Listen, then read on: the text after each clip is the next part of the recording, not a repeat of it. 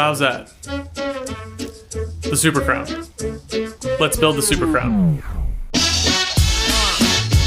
Hey, what's going on, everybody? Today we're going to be building the Super Crown. In case you don't know what the Super Crown is, in case you haven't been on the internet in the last week, the Super Crown is an ability used by Toadette in Super Mario Bros. U Deluxe. Man, that is just a really terrible name for a game. Toadette uses the crown to turn into Peachette, and this week the internet has decided that Bowser should wear this crown. Because you know what, why not? This is a pretty straightforward project. All you'll need is some foam, some cloth, and some paint. And it only took me about a day to put it together. So let's go ahead and get started. This was my first sewing project, so I did a few practice runs on a piece of cloth. I definitely messed up a few times, but I think I have the hang of it now. If this is your first time sewing, I recommend looking up some videos on YouTube. I'm definitely not the person that you want to be learning this from. Before making any actual cuts in the cloth, I started with some patterns on paper, just to get a feel for what shapes and sizes I wanted. I ended up with a pattern that was about 7 inches tall. Once I had a pattern that I was happy with, I made sure to make it symmetric, cut it out of paper, and then transferred that to my applique cloth. Applique is just a stiffer piece of cloth that you can iron to your main piece of cloth. This will be on the inside, so it doesn't really matter what color it is.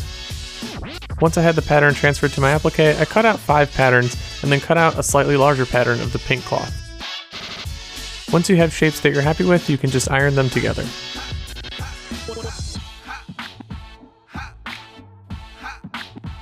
Before you start sewing, you'll want to make a knot in the end of the thread just by looping it around your finger and then pulling it tight. You can then sew each of the patterns right on the edge.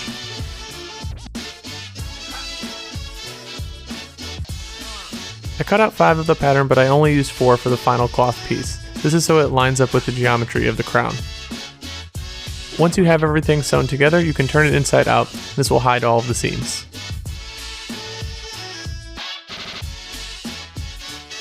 Now you can measure around the base of the cloth piece just to get an idea of how big the foam piece should be. You should add a couple inches onto the edge of this. The first one that I made was definitely too small.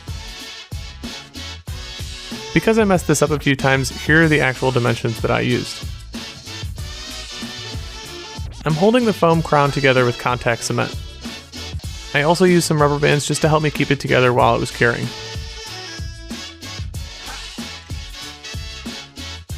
For spray paint, I used Plastidip and Rust-Oleum Gold Metallic Paint. You'll definitely want to use Plastidip before you paint any of the foam pieces, or they'll just soak up the gold Rust-Oleum. For the top of the crown, I'm using these foam balls that I found at Michael's. You can get these in a variety of sizes. You'll definitely want to Plastidip these first. These can basically melt if you hit them with too much spray paint.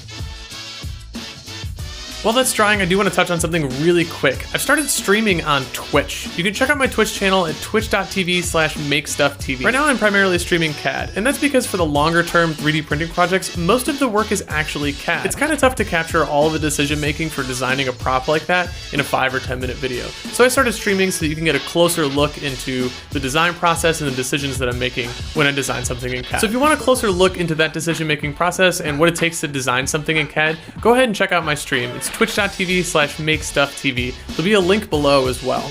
Once everything was dry, I painted the shiny parts of the eyes with some white acrylic paints. Now that all of the pieces are done, you can glue them together with hot glue. You really don't need a lot for this one. I just put a little bit of hot glue in the center of each eye.